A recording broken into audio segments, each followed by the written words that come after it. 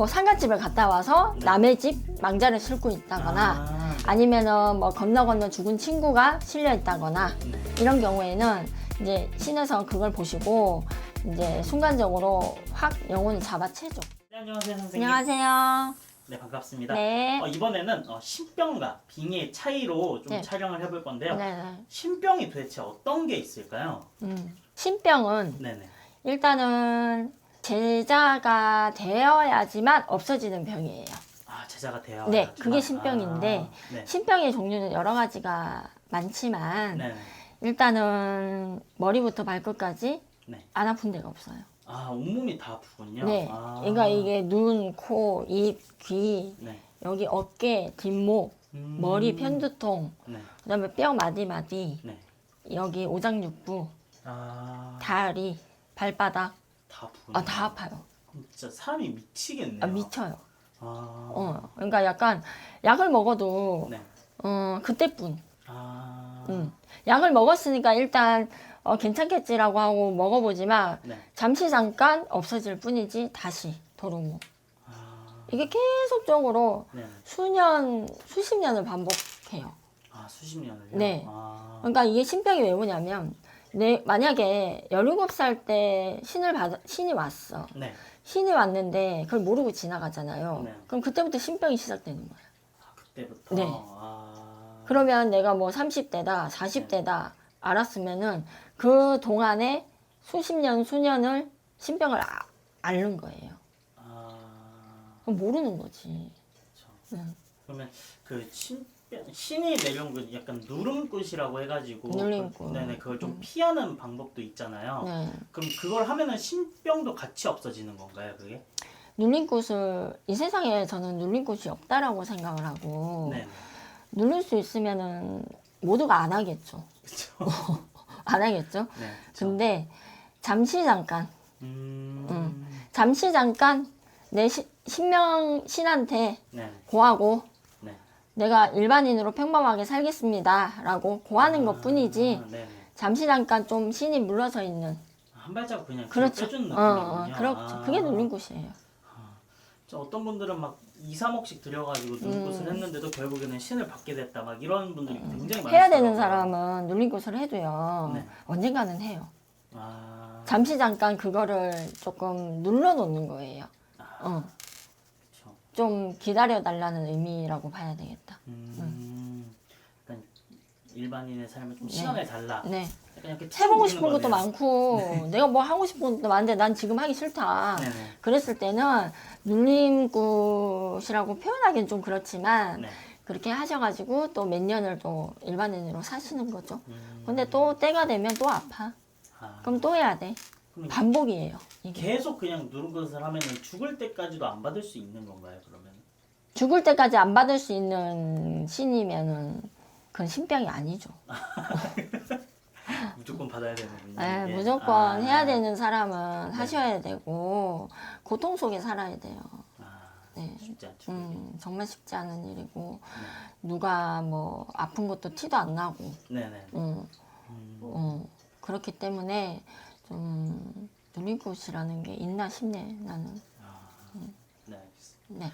이렇게 선생님이 그 점을 보실 때 네. 그 신의 말씀을 이렇게 전달해 드리는 네, 거잖아요. 네, 네. 그러면은 빙이랑 이렇게 그냥 신이 이렇게 들어오는 거랑 차이점이 있을까요? 신이 들어올 때는 조금 이제 조용하게 들어오시는 신들도 있고 네네.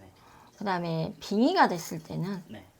폭력성이 좀 있어요. 아, 폭력성이. 그러니까 이게 입으로 막 뭐 내가 너를 죽이겠다. 네. 나를 뭐 죽일 수 있을 것 같냐? 네. 라는 식으로 약간 이 제스처 자체도 좀 과격하고 폭력성이 많이 도드라지게 약간 그러면은 신이 들어오시는 거는 약간 옆에서 말씀하시는 걸 이렇게 전달하는 거, 빙의는 몸 전체를 이렇게 들어오는 느낌인 건가요? 그러면? 쉽게 말하면 네네. 그렇고 네. 영혼이 그냥 내 영혼이 죽어가는 거예요. 빙의는. 아. 네. 그러니까 원래 한 몸에는 영혼 하나가 있어야 되는 건데 네. 다른 영혼이 들어왔기 때문에 그럼 몸에 약간 그게 깨지는 내 거군요. 자아가 없고 네네. 아. 그리고 폭식을 하거나 네. 그런 경우가 많죠.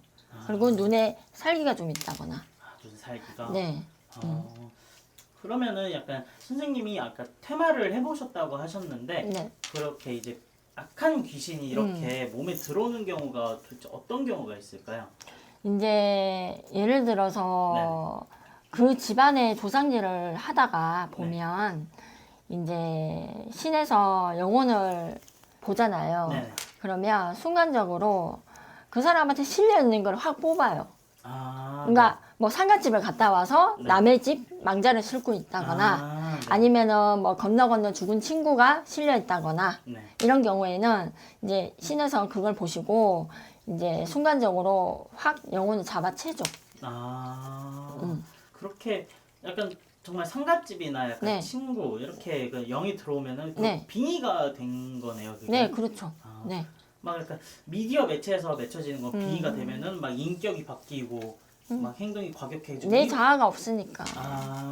그게 이게 정도의 차이가 있는 거네요. 그게. 심한 사람은 심하고 네. 발부둥을 치고 네. 그다음에 또 심하지 않는 사람은 그냥 그 상태에서 자연스럽게 조용히 빼내는 경우도 있고. 그러면은 빙의라고 하면은 그 유럽이나 이런 쪽권에서는 악마한테 빙의가 됐다 이런 것도 있잖아요. 네네. 그럼 악마랑 그 영혼이랑 그냥 같은 부류인 건가요, 그게? 같은 부류이지 않을까 싶은데. 그 이름만 틀릴 뿐이지. 아, 이름만 틀릴 뿐. 근데 이제 막 유명한 막 사탄이 있다 막 이렇게 애들 유럽권에서는 얘기를 네, 하잖아요. 네. 그럼 우리나라로 따지면 그냥 유명한 악귀가 있다 약간 이런 거랑 비슷한 거네요. 네, 그게? 비슷한 맥락이에요. 네. 그러면 이제 선생님이 신병을 좀 네. 느끼셨었잖아요. 네, 많이 느꼈죠. 그래서 이제 선생님이 제자가 되기 전에 네. 신병에 대한 그 경험담을 한번 말씀해 주시는 것도 좋을 것 같아요. 이제 저는 어렸을 때부터 대수술을 했었고, 네. 그리고 학교 다닐 때도 학교를 잘 다니지 못해서 네. 거의 병원 예약이 많이 되어 있는 상태였고, 그래서 사람들이랑 교류도 많이 없었고, 그러다 보니까는 이제 병원을 많이 다닌 거죠. 네. 이유도 모른 채. 근데 이제 결혼하고 아기를 낳고 나니까 몸이 급격히 더 안 좋아지면서 그리고 머리부터 발끝까지 정말 안 아픈 데가 없었고 근데 남들이 보면 말짱한 거지. 전혀 티가 안 나는. 그러니까 편두통도 굉장히 심했었고 뭐 귀, 눈, 코, 뭐 입 이런 손톱까지 아팠으니까. 발바닥부터 시작해서 안 아픈 데가 없었어요. 저는 좀 많이 아팠었어요.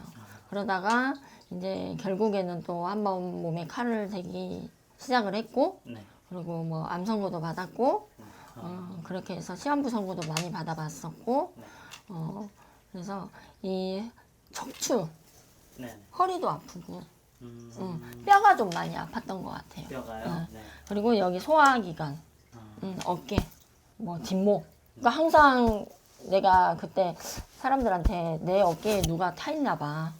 귀신 타 있나 봐. 막 이러고. 네. 너무 힘드니까 등도 살짝 이렇게 좀 굽었던 것 같고. 그랬었어요. 그럼 이제 제자가 되고 나서 그런 게 싹 없어진 거네요, 그러면? 아예 없어졌어요, 저는. 아예요? 너무 신기했어요. 세상에 이 안 아픈 느낌이 이런 거구나. 그때 처음 느껴봤어요, 그때. 제자가 되고 나서. 그래 너무 신기했어요. 그게 아마 신병 무병이지 않을까. 그러면 진짜 아프신 분들은 결국에는 신을 받아야 되는 경우가. 그러니까 뭐 무조건 아프다고 해서 네. 뭐 신내림을 하고 그런 건 아니지만 네. 일단 무당집에 가서 점을 좀 보시면 그 해답이 나오죠. 그 해답이 너는 이제 내림을 받아야 된다. 네. 너는 안 받아도 된다. 이렇게 답이 나오는군요. 답이 판가름이 나오죠. 네. 네, 알겠습니다. 네. 이 정도만 말씀해 주시면 될 것 네, 같습니다. 감사합니다. 네, 감사합니다. 네.